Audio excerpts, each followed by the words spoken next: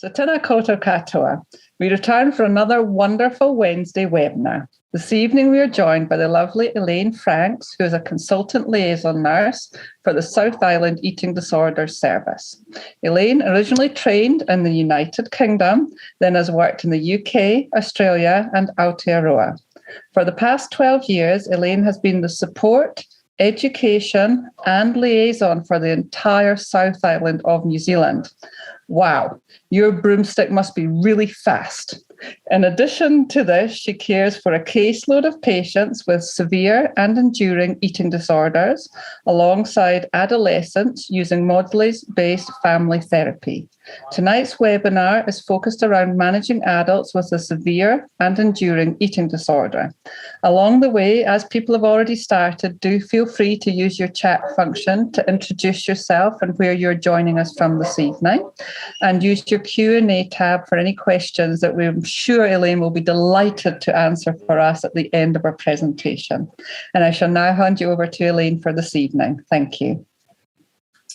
Kia ora, everybody. And thank you for allowing me to do this presentation. It's a real privilege to present to so many of you.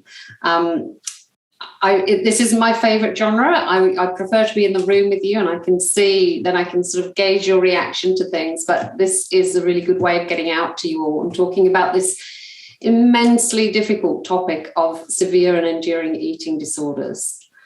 I'm sort of aware that there are quite a lot of, there's a lot of variation of participants tonight, and I've tried not to include any terminology that you may not understand or may not have heard of before. So if there is something, please shout out in the question and answer time. I'll be just too happy to explain. Okay, so I'm from the South Island Eating Disorder Service, and I've been in this role for 12 years, and I have spent a lot of time working with severe and enduring eating disorders. Oh, now my button won't work. Oh, what's going on here? Kathy, I can't move my... Elaine, just hover your mouse over the bottom left-hand corner and you'll see some arrows. You see the arrows? There we go. Okay, yeah. Sorry, everybody. Apologies. Okay, so what we're talking about is severe and enduring eating disorders. So what I thought I'd do is talk about what I'm going to talk about, which is a good place to start. So thinking about how we diagnose that somebody has got a severe and enduring eating disorder and how that might have developed. And then looking at how we treat them and manage them in different services. And I'm very aware that I'm sitting here in a very specialised service with a very experienced team around me, that I'm able to draw on that expertise at any time. And I'm aware that you may not be in that fortunate position. So again, I've tried to think about where you might be. And then I've looked at the legalities of ending treatment, which sounds a bit depressing, but really we're not going to take too much of a depressive slant on it. And advanced care planning as really just having a look at it. Okay. So this is a lovely quote from Angela Gardiada, who is the director of the Eating Disorders Program at Johns Hopkins University in America. And she talked about the longer you have anorexia, the more anorexia creates both physiological changes within the body and the brain that then create a self-sustaining cycle. And that's what we see throughout people that have had an eating disorder for a long time. The physiological changes tied in with the anorexic thinking is really difficult to interrupt and do treatment with. Oh, no, that's the wrong button. So how enduring and how chronic, and how do we know when it has become severe and enduring, as opposed to an eating disorder that's treatable and we can hopefully get recovery from? The duration of the eating disorder. So studies show anything between 5 to 10 years. So people can develop very entrenched cognitions after 5 years and up to 10 years, and possibly longer. These dates are these timelines are very subjective. And we see that the identity of the person with the eating disorder, which is usually anorexia nervosa, and I apologise that I have used AM throughout this webinar, because mostly it is anorexia nervosa that goes on to be severe and enduring. And so that is an abbreviation you will be seeing. So their identity becomes intertwined with the anorexia. They become an anorexic. So if we break our leg, we still become Jane, but with a broken leg. People that have had an eating disorder for this length of time become an anorexic. Their low body mass index with associated medical risks increasing with the longevity of the illness and the entrenched patterns of behaviour, the comorbidities that very often go alongside an eating disorder. So most people that present with eating disorders, well, around 60% will have a comorbidity of depression, anxiety, drug and alcohol abuse, PTSD, trauma, borderline personality disorder. They usually have a comorbidity, those that go on to develop severe and enduring eating disorders. And then what we also see is that biological adaptation to starvation. So we develop, or we re-find our caveman brain. So many thousands of years ago, when cavemen roamed the earth, they developed an ability to manage starvation because of the unavailability of food. So that our bodies learn to adapt to starvation when it goes on for a long time. So they look, when we do their blood screening, when we do an ECG, they look pretty okay. But really it's about that caveman brain having taken over. And then we have to consider the egosyntonic nature of anorexia nervosa that goes on in severe and enduring. So egosyntonic means that they value the illness. So again, if you broke your leg, there wouldn't be much value to that. Otherwise, I don't know, maybe you want to get out of the skiing or something, but we don't value it. We don't value the illness. With eating disorders, they actually hold a value for that person, whether it means they'll be looked after, they don't have to grow up, they don't have to go to work. Whatever is of value to them is quite egosyntonic. Oh, sorry.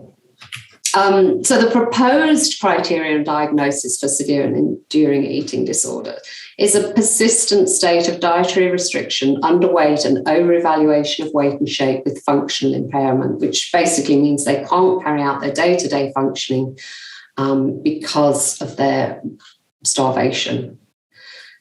So this proposed criteria has a diagnosis of anything more than 3 years of anorexia nervosa. As with the DSM-5, so this is the CD11, which is a different classification criteria.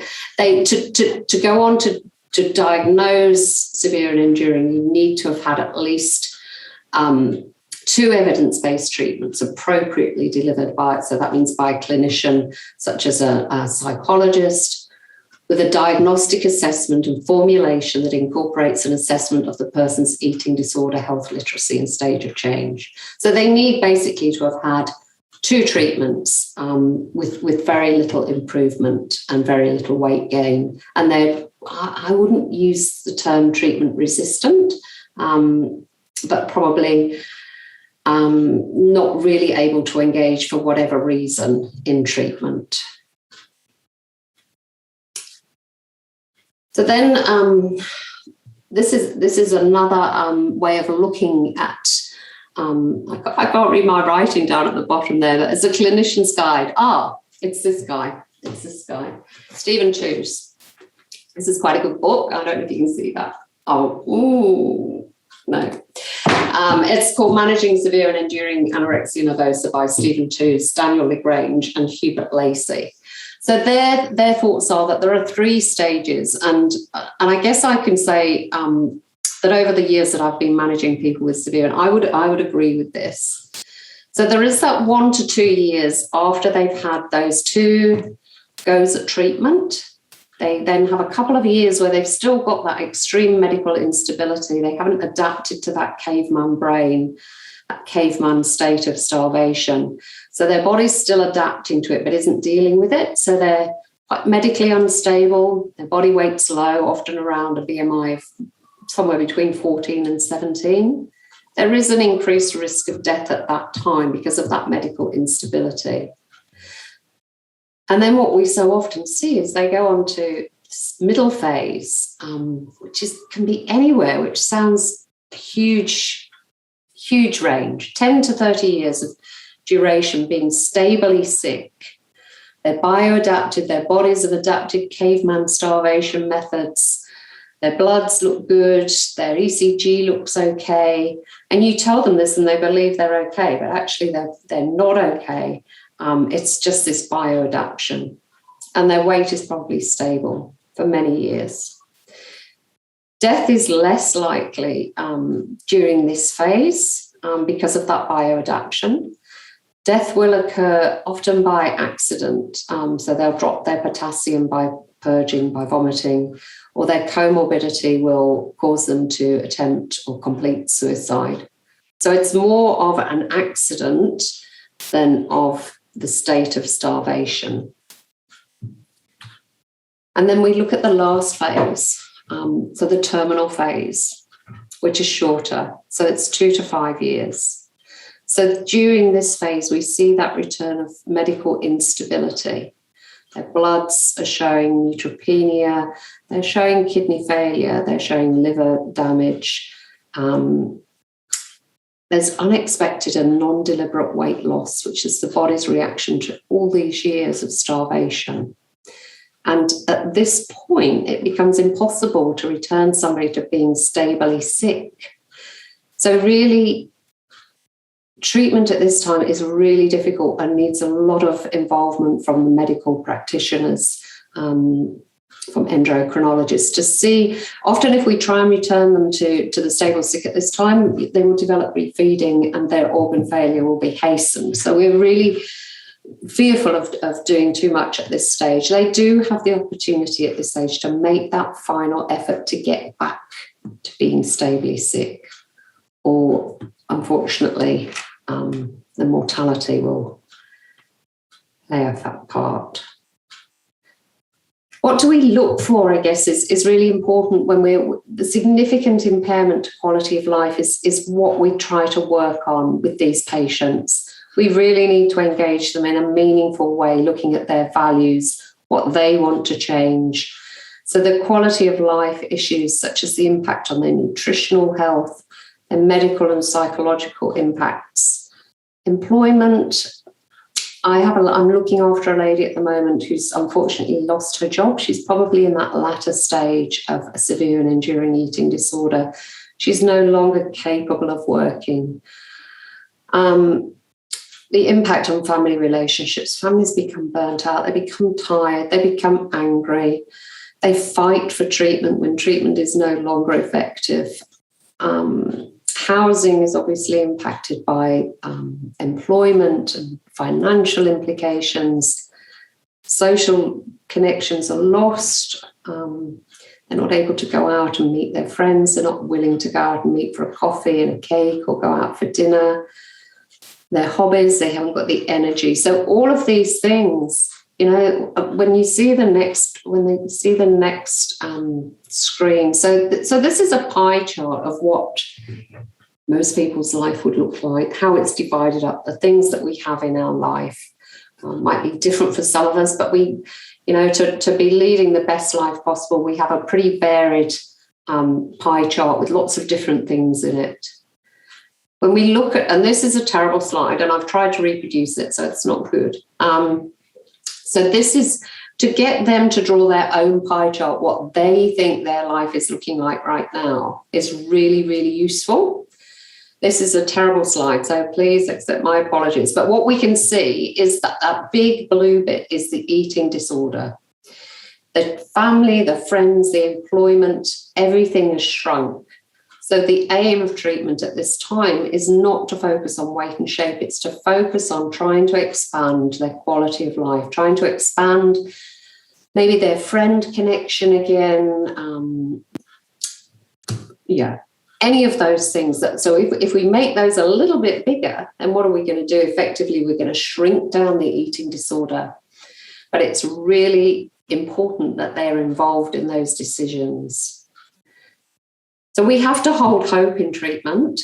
Can you see the bottom of that? Because I can't even see the last bit on there, Kathy. No, sorry. Don't know what it says. I don't know how to get down there.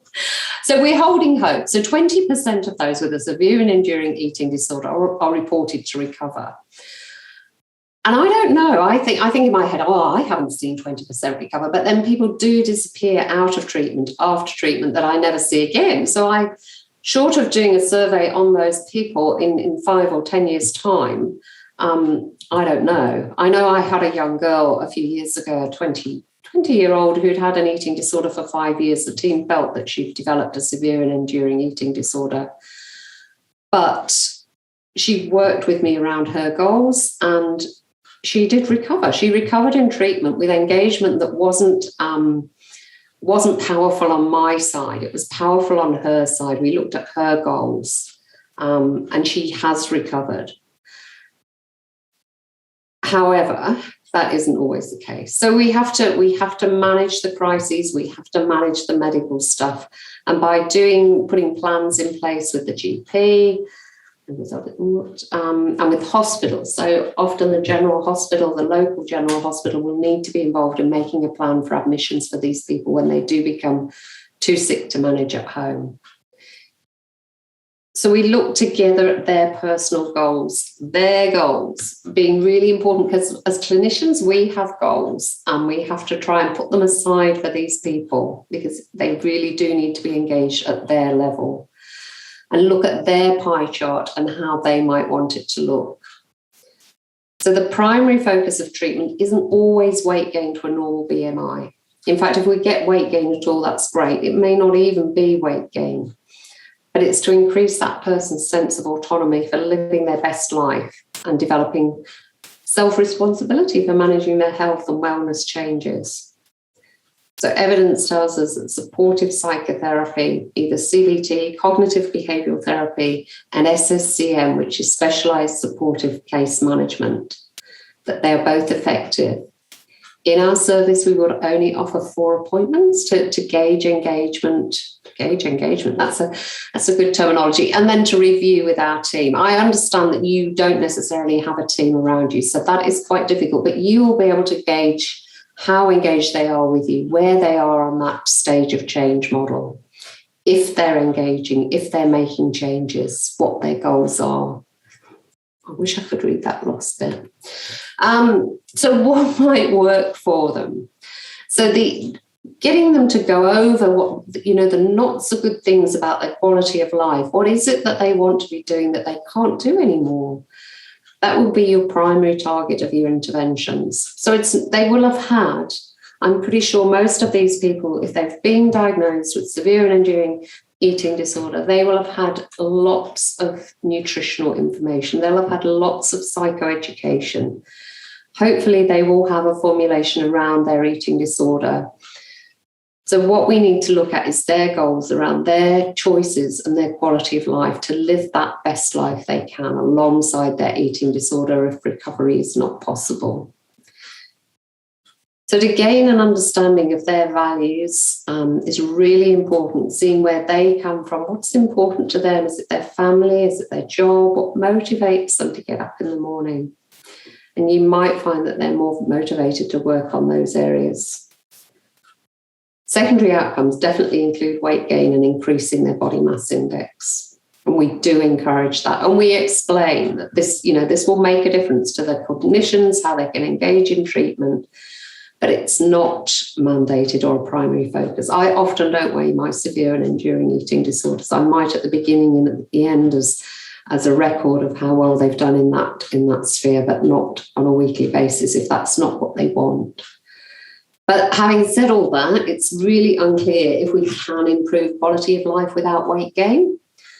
So for the lady that wants to go back to work but has lost muscle tone and can't even walk, what are we going to actually do to get her back to work if she's not prepared to do weight gain?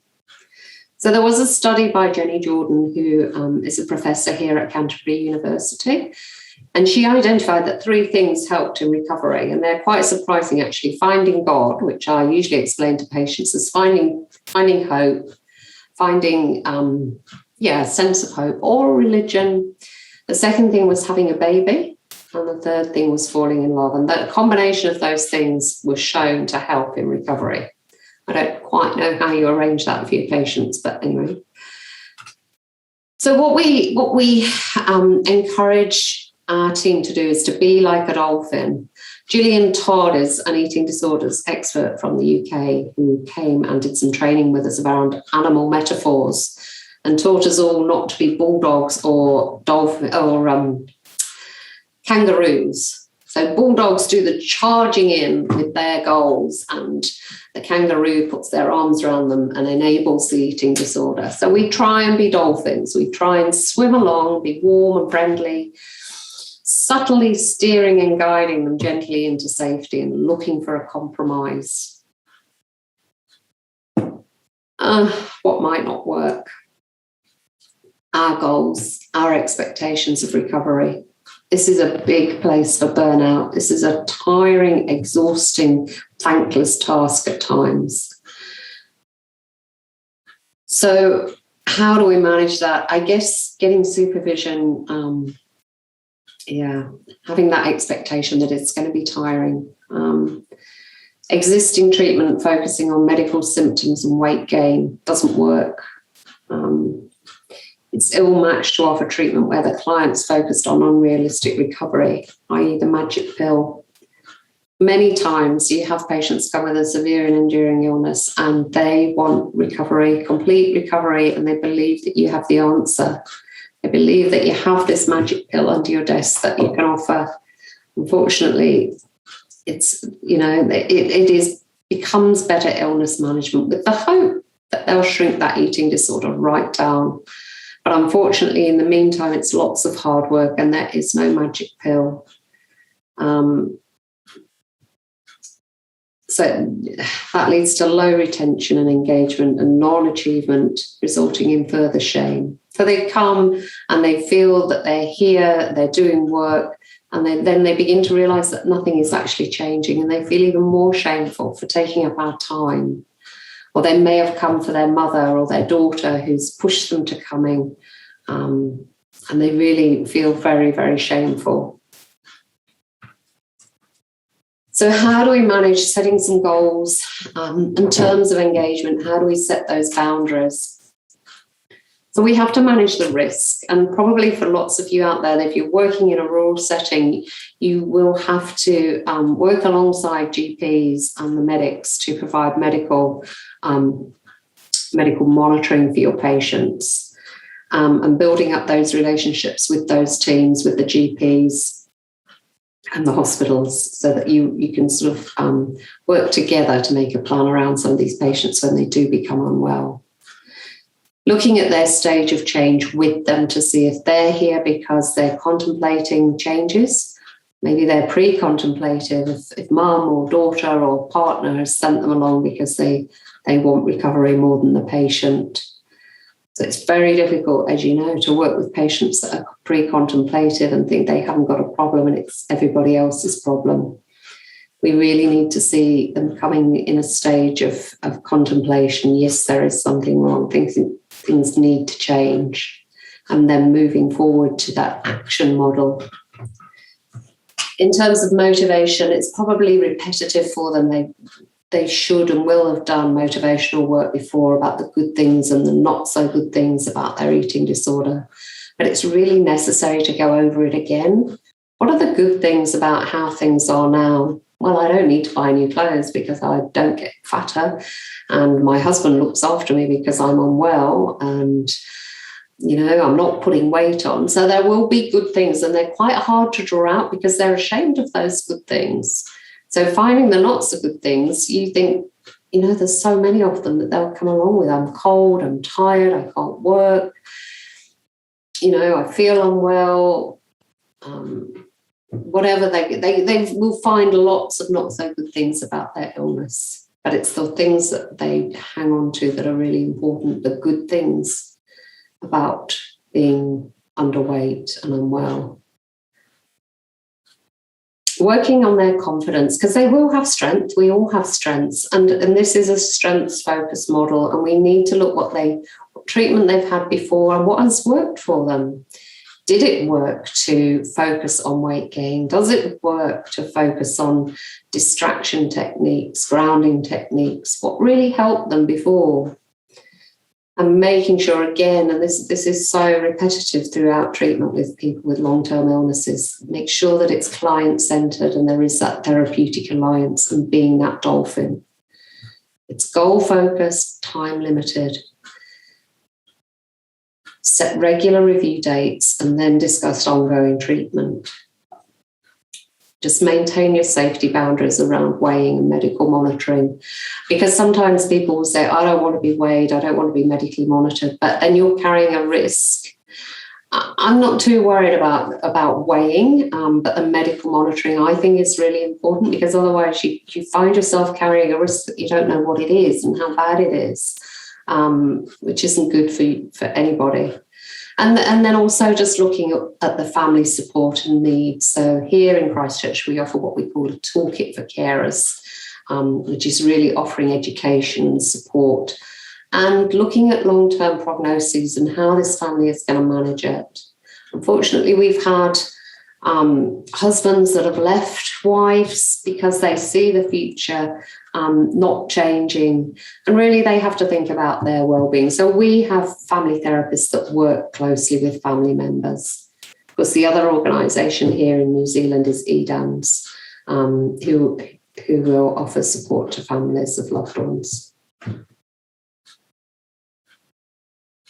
And then, managing our own expectations as case manager in this exhausting journey, just being aware that you may need to close treatment early if things exacerbate.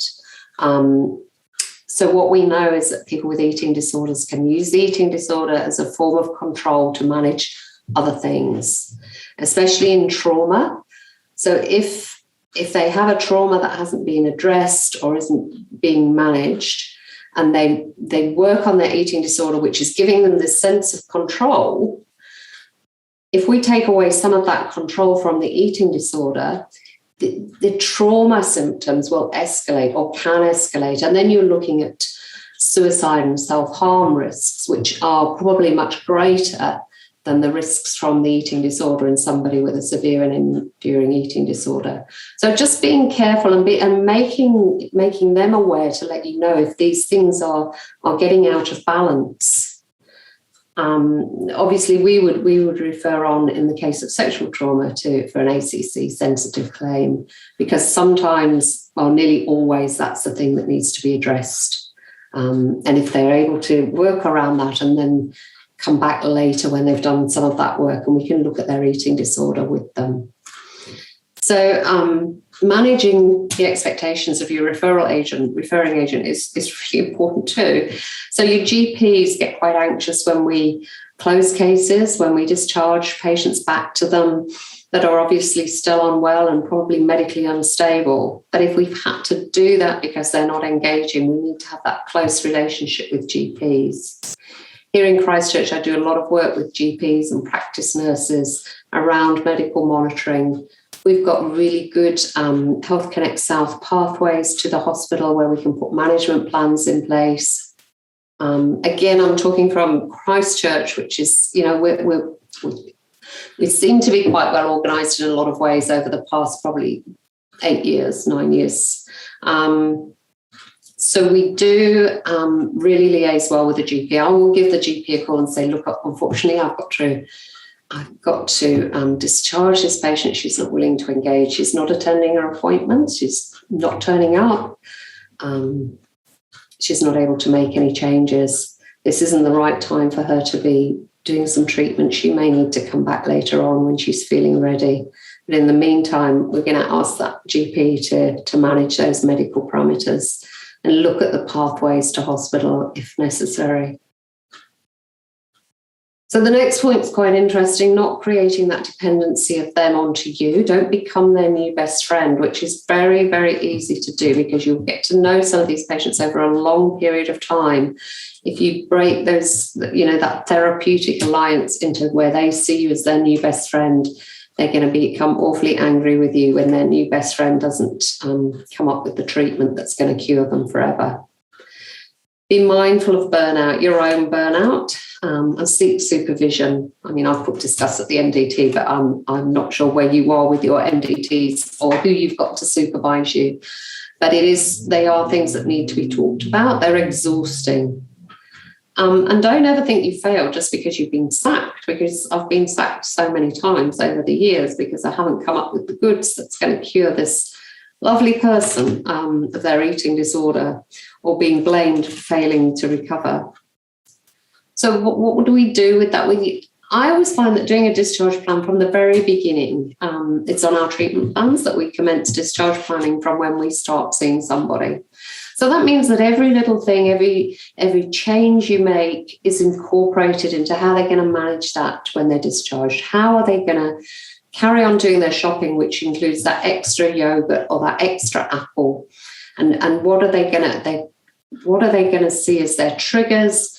What are their signs of wellness? What are their signs of becoming unwell? And what are they going to do about it? And who are those contact people they're going to turn to? So starting that from day one, and as well as them giving them the message that this treatment is going to come to an end, they're also going to have something hopefully really useful at the end of it to work from, what they've learned, what they need to continue doing. And if they're not continuing to do it, what do they do then? The other thing we would be looking at is onward referrals for community support workers, respite care for families, return to work, bridging, letters of support when necessary, and financial benefits. And if we chose to end treatment, why would we choose to do that? So it may be that, as we talked about in the last slide, that they're becoming destabilised in regard to their comorbidities, especially trauma. We see it all the time. It's really hard. And it's really providing a safety net for them. And a feeling of control is what the eating disorder gives them. They cannot control the PTSD, the trauma, so they can control this. I guess if we see that lack of engagement, how do we measure it? How are they presenting? Is there eye contact? Are they engaging in the session? Are they looking to you for treatment, for the cure, or are they prepared to work with you? Obviously not attending appointments, DNAing, or counselling continuously. That lack of motivation, again, pre-contemplative here because of others, not able or wanting to change. And then they may get to the point where you've achieved your goal and you're thinking, yes, we need to discharge, because often if you're able to do a piece of work with these people, then it's a really good time to discharge. If they've met the goal that they set out to meet, it's a really good time to discharge, because you're discharging them at a time when they're feeling confident, they're feeling a sense of achievement. Otherwise, with these severe and enduring, you're probably then waiting for a spiral back down, because that very often is what happens. So to be able to discharge them when they're feeling that they've achieved something, and what we recommend is that they go home and normalise that into their everyday life, and then to come back and do another piece where they can change something else. So that's the purpose of goal setting, is that we meet those goals, they're goal focused, and then we discharge, and then they can come back with confidence the next time, instead of that sense of failure. Oh, I'm back again, Elaine, what are you going to do? Nothing changed. So just setting those goals, setting the bar not too high, so that you can really commend them at the time of discharge. But they may not want to discharge. I have a young lady at the moment who definitely does not want discharge, because she feels she has to be accountable to somebody for maintaining and staying well enough. But really, that's that's contrary to that independent state that we want to give them back again, to empower them to lead that best life. So unfortunately, we do discharge when they've met their goals. I guess the other thing is when it becomes obvious that it's not the primary diagnosis, they have a comorbidity getting in the way. I've experienced this with a lady with drug and alcohol related problems who couldn't prioritize their appointments above the night out the night before, and things were just getting in the way. Even if she was able to turn up, she was hungover and not able to engage, and that was probably where she needed the treatment, and then to come back to us. And again, we do that a lot with drug and alcohol. It's really hard to engage with somebody that is doing drugs and alcohol, but never saying that's it, you can't come back, but referring them on, getting them to go and do some treatment and come back to us. And again, if they're declining to be medically monitored when they're considered at risk, we how do you manage that? It's really, really difficult, and it's going to come back to bite you. We need to be doing those core documents, those risk assessments, and they need to be engaged in working towards those together. Sometimes they'll self-discharge, and that's okay, and letting them know that that's okay. It's not always the right time. The stars aren't always aligned, and self-discharge shouldn't be shamed. There may be things at home getting in the way. They may not be ready to make changes. Just making sure that they've got good discharge plans lined up with their GP and support systems. And again, this is probably repeating what I put before, that dependency, wanting to be fixed, but wanting the clinician to do it for them.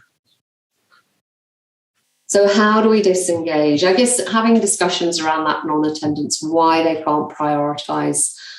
We have set out quite clear treatment plans where it will say if you do not attend for your sessions and you do not give good notice, you may be discharged early from our service. We're really clear about those boundaries. If they cannot prioritise, if things are getting in the way, and being really clear about what the goals are, having them set down on the treatment plan, and be clear that completing treatment and changes will need to be normalised and maintained prior to any further treatment being offered. Discharge planning at each appointment. Some of these things are a bit repetitive, I'm sorry about that. Encourage that family involvement. And that family involvement is really important. And we often find that the people with the severe and enduring eating disorders will not want family involvement. There are lots of secretive, shameful behaviour. So we do try at least for some partial disclosure around safety, around risk. And if we don't get it, we let them know that if there is risk and we're concerned, we will be contacting their family, especially the ones that they live with. And that's really important, because you need to know that you can phone the family and say, look, we're really worried about your daughter. She wouldn't go to hospital today, and you need to know to call the ambulance if she were to have a collapse. I've got that wonderful word, review with the MDT. And if you don't have an MDT, I'm not sure what you have, but I'm sure you'll have questions about it at the end, and we can talk about that then. So continue to monitor that stage of change throughout the engagement, because it may change. One day it may be contemplative, the next day it may be action, and then we might go back to pre-contemplative. But across, the period of engagement, you should be able to grasp where they are, how much you can work with them, and how much they want to do. And now I guess this is the hard bit. And where to from here when ending treatment. So that support at and after discharge, that, commending on what they've done, looking at their crisis pathways, looking at GP support, looking at the family expectations and understanding of the longevity of the illness. Again, looking at relapse prevention, managing comorbidities with other agencies, and advising return to treatment when they're ready. Sometimes we're fortunate here in Christchurch, we have a 7-bedded inpatient unit that covers the whole of the South Island. well, not that lucky maybe. So we will do a short break if people with an enduring illness are well motivated and want an admission to restabilise again. So it might be for some symptom interruption, taking a break, a final push, improving quality of life and medical instability, and other reasons that they may choose. This will be really hardly, that's not the right word, quite critically discussed at our team meeting, because we have a great demand for beds for young people who do respond to treatment, and we do need them to recover.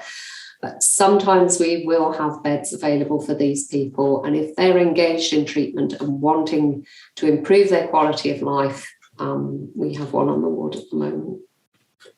So goal setting, I don't want to spend too much time on this. Obviously, the patient's goals, again, may not be weight gain, again, focused on quality of life and meeting the patient. And those goals will be set down in the outpatient team prior to the admission under a very defined length of stay. Now, I presented at the International Eating Disorders Conference in Christchurch in 2016, when we began to talk about when bitter illness management, when all that can be done has been done. We work alongside the client to develop end-of-life plans. This is ongoing. We still work alongside our patients. It's a hard thing to do, but we believe that if people are competent, they have a right to make certain choices. It's an open discussion and hopefully involves the family in decision-making in a compassionate way. And how do we put those plans in place and still carry on with treatment? So that the inevitability of anorexia nervosa having a high mortality, it's got the highest mortality of any psychiatric disorder. And it's life-threatening due to the effects of weight loss and starvation on the body and brain. In the later stages of life, due to starvation, a condition will occur which is not able to be recovered from. So this is that end stage. And it's called that word, which I can't pronounce. So I apologise for that. And I've known that word for 12 years and I still can't pronounce it.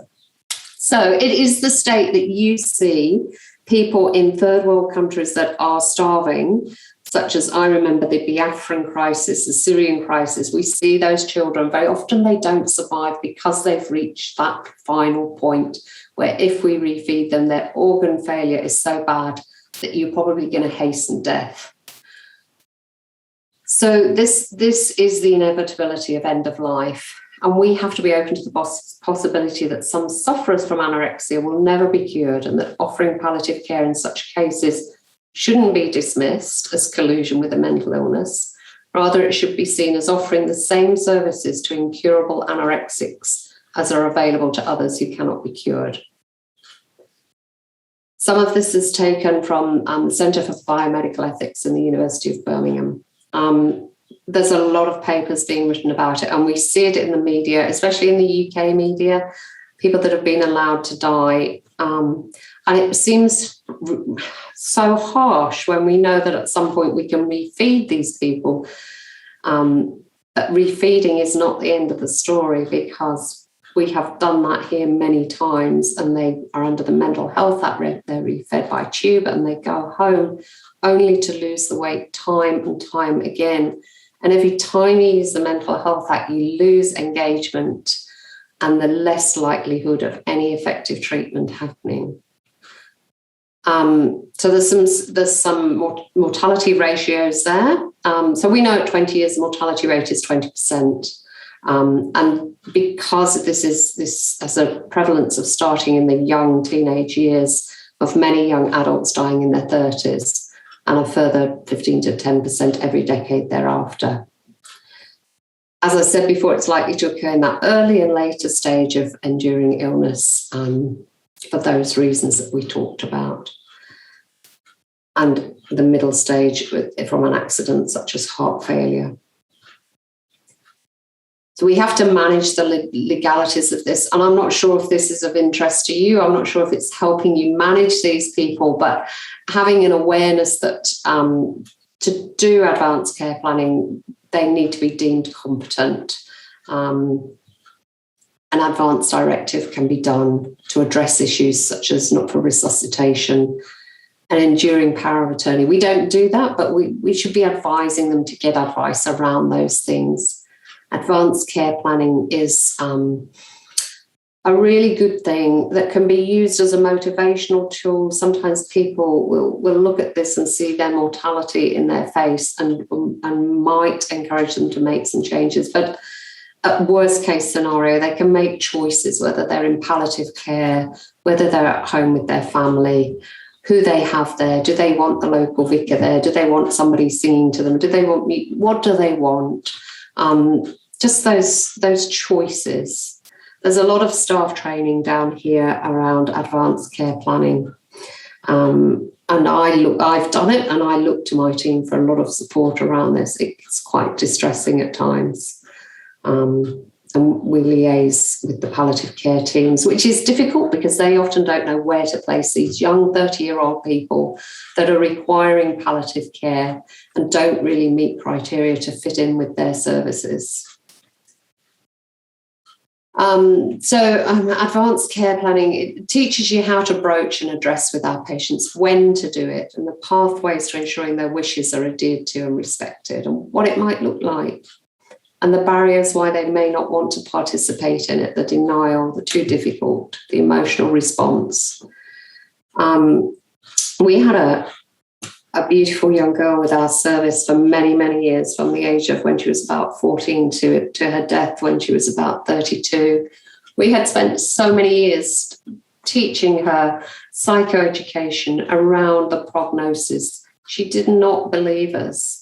So she would not complete advanced care planning because she quite clearly believed that we were lying, that she was not going to die. So that denial of symptoms, denial of illness, can get in the way of making these plans. Oh, can you see under there? I've got a bar across there. So an advanced care plan is client-centred, obviously, thinking about their values and beliefs, what's important around the end-of-life issues, the medical treatments they want or don't want. Do they want to have a last-ditch attempt at being refed? And decide at what point focuses on comfort care rather than life-saving measures. You know, it may be more important to them at this time to have their comfortable duvet with them and their dog sitting on their bed than to have us pumping them full of NG Ensure. Choosing the medical care they want and don't want, to honour those values, beliefs and faith. Discussing the choices and wishes with those families closest to them. Making sure that they have an EPOA, enduring power of attorney. And again, I've referred to hospital health pathways, which I've no idea if you have where you are. It's our system down here in Christchurch. We can attach advanced care plans to their files on Health Connect South, and then they are seen by everybody, whether they present in the emergency department or wherever. And they are legally recognised. There's quite a lot about this, and I feel that it's a bit of a sad note to end on, but it is a very realistic note to end on. And that slide really speaks for itself. And I guess what I've always thought of when I presented at the conference is that this isn't a piece of work in isolation. It's a piece of work alongside what we're doing with them, alongside the changes that we're trying to make and they're trying to make. So getting it done and then putting it aside, it means they've made those choices and people can be aware of them, but not giving up on treatment. And doing it in advance gets it out of the way and gets the path clear for getting on with life as it is. And not to be used as an excuse to abandon useful treatment and liaising with palliative care specialists. GPs will often start these plans already. I've seen them started by GPs for patients that have been with us many times. because they would do advanced care planning. So if you went to see your GP and you just lost your husband, and he may say to you, was everything okay in the end, how it was managed? Would you like anything to be different for you? And shall we do an advanced care plan so that those things can be managed? This is no different. How do the goals set with the Aotearoa align with the... I'm not quite sure. I'm not quite sure why I've put that in there. I think that's about where I'm going to stop. Kathy, you're on mute. Lovely, thank you. I had my fat fingers jumping up the wrong screen open for me. That was fantastic, thank you. Elaine, you can tell that you eat, sleep and breathe it, and obviously a lot of emotion attached as you're talking. You could tell that you were remembering cases you've come across even as you were speaking to us, and how that's impacted on you and your journey. But no, thank you very, very much. We have got some questions for you, so get comfortable in the middle of your screen. I could be in the middle of the screen. Yes, the first one I'll give you is, how is recovery defined? So at the start, you were taught one of your slides, you said about sometimes people will recover. So how is recovery defined? Okay, so I guess if recovery is achieved in any eating disorder, they no longer have evaluation, so much focus on evaluation of their own weight and shape. So most people with an eating disorder see themselves based on their weight and shape, not on how they are as a person and their true values. I guess they will be within normal BMI limits. I don't like BMIs. We more look at where you should sit, your set point theory. So they'll be getting on with life. They won't be focused on weight and shape. They won't be indulging in restricting their diet or compensatory behaviours such as vomiting, laxative abuse, diuretics, exercise. Yeah, so that's recovery, I guess. Thank you. How do we manage the patients who refuse to engage and come in or have blood done for medical monitoring? The eating disorder service has discharged the patient due to non-engagement. So I think they're sort of thinking, well, from maybe more the primary healthcare end of things, have you got any ideas and suggestions, advice on how they manage to engage the patient? So I'm thinking in terms of brief intervention and hip workers. Is that maybe where this is coming from? Sometimes the GP will try and engage them, and I guess engaging them, if they won't have their medical parameters done, it's a bit of a sticky place to be. Yeah, and you can't make anybody, like I take a statin. If I don't go and get my statin from the GP, he doesn't keep phoning me and saying, Elaine, you need your statin. Some of this is our responsibility and has to be so. I guess if you've got hip workers and a brief intervention work at the GP, it's more about building up that therapeutic relationship. That's what I would say. But I'd be very wary of people, of trying to overchase people that aren't coming for their medical parameters. We're not, we wouldn't do it. Can avoidant restrictive food intake disorder progress to anorexia nervosa? So avoidant restrictive food intake disorder is present in the absence of an eating disorder, of anorexia or bulimia nervosa. So people with ARFID do not have weight and shape issues. They don't have a fear of weight gain. It's not around a lack of food. So it's more about those sensory perceptions of taste, smell, colour. Does it develop into an eating disorder? There is a possibility, I guess, that it would, that they'd gain value from being low body weight. It's not my experience, it's not my area of expertise. We don't treat a lot of ARFID here. But possibly, yes. Thank you. Now, our daughter was diagnosed with restrictive anorexia nervosa when she was 17, with a BMI of 16, cachexic, terribly ill, absolute hell. Now 30 years old, in love, married and pregnant. Baby on the 97th percentile at 32 weeks with no diabetes. We managed to turn her around in 3 months once starting the Maudsley's FBT and ongoing care. We were in Victoria, Australia, the Oak House. Absolutely brilliant. We were told the quicker we turned her around, the better chance of her long-term recovery and not relapsing. She's well now and has been for many years, but I worry about a relapse after the baby is born.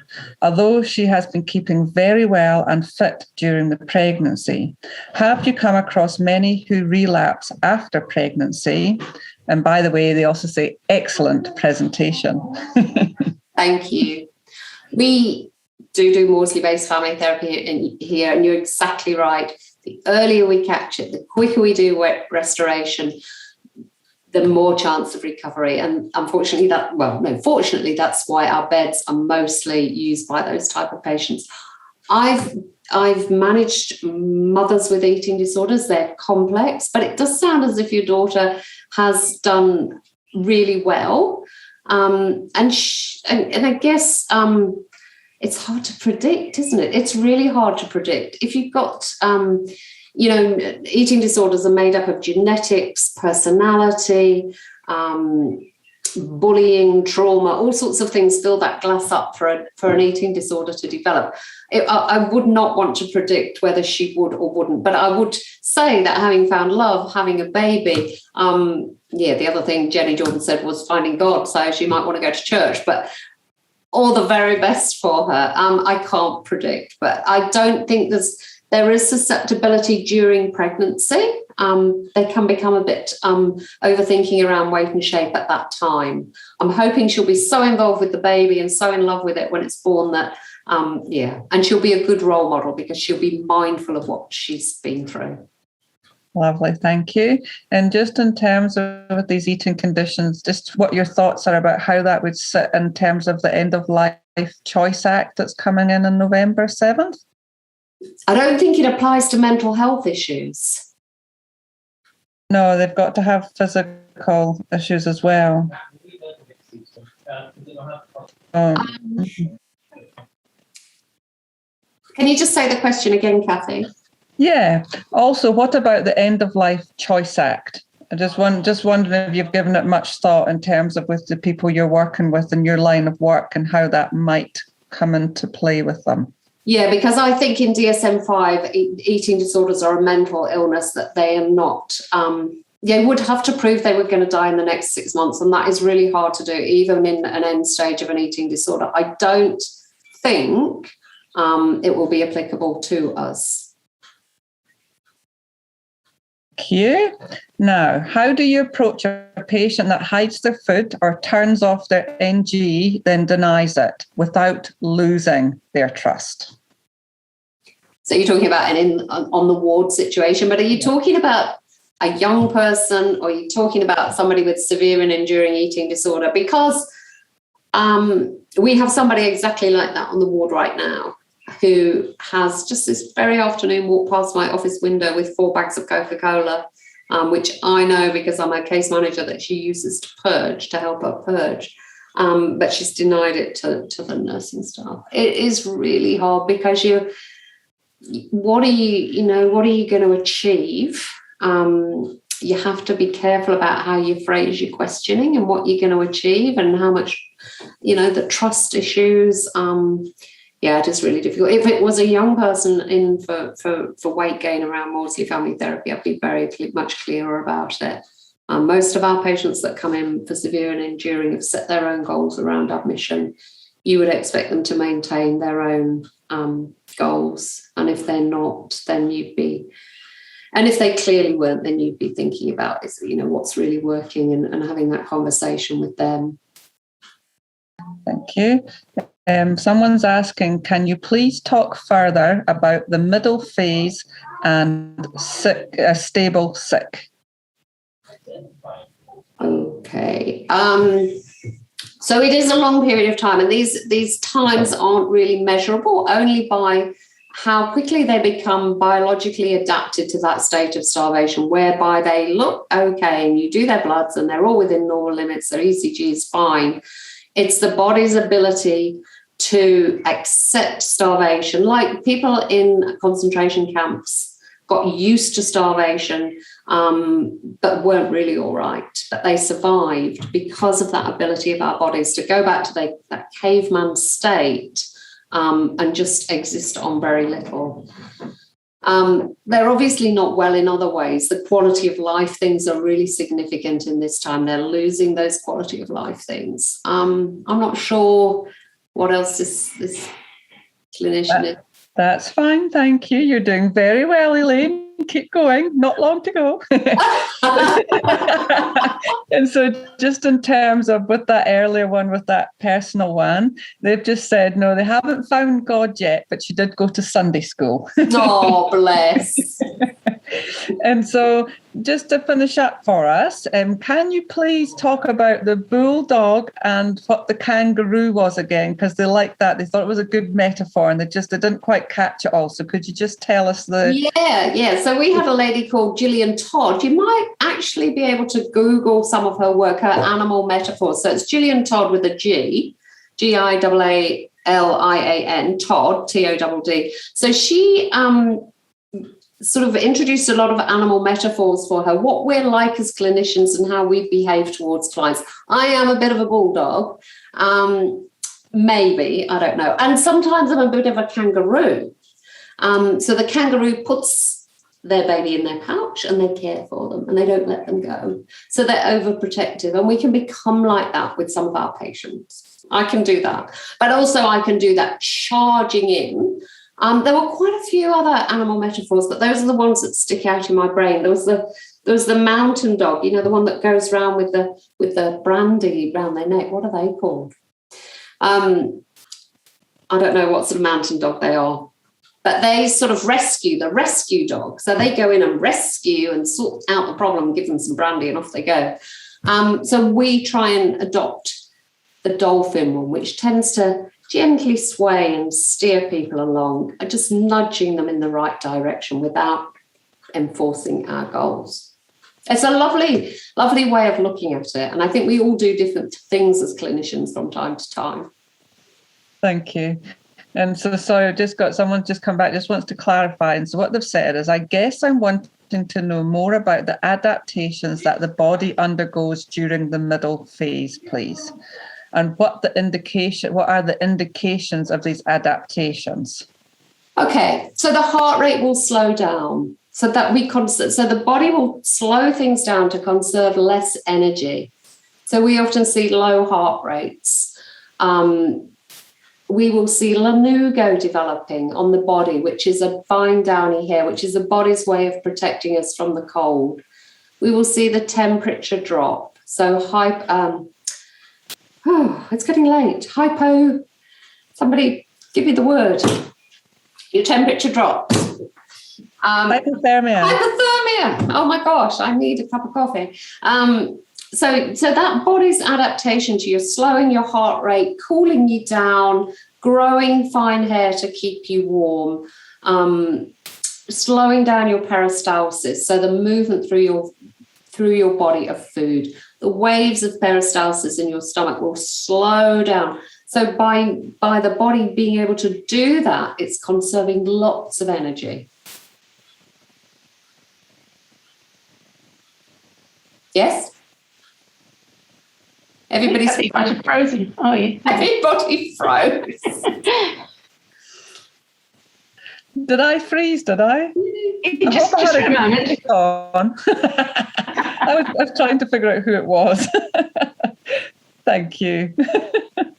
No, look, there's heaps and heaps of messages coming in. People have really thoroughly enjoyed everything you've shared with them. They're taking away information they can use in practice, which is always appreciated. But absolutely loved your presentation. You can see, as I say, your passion for what you do, and also for the effort you put into your presentation to try and cover as much off as you can in a broad sense that everyone's going to take something new home with them or a refresher. I loved your information around the pie chart chart for really starting to work with people. I thought that was a fantastic, easy to ask easy. It'd be hard to do on the spot, but yeah, I think that's got some real good tools that we can use. So thank you very, very much for your time this evening, Elaine. Much appreciated. That's a pleasure. Thank you. And thank you from me as well, Elaine. That was a wonderful presentation.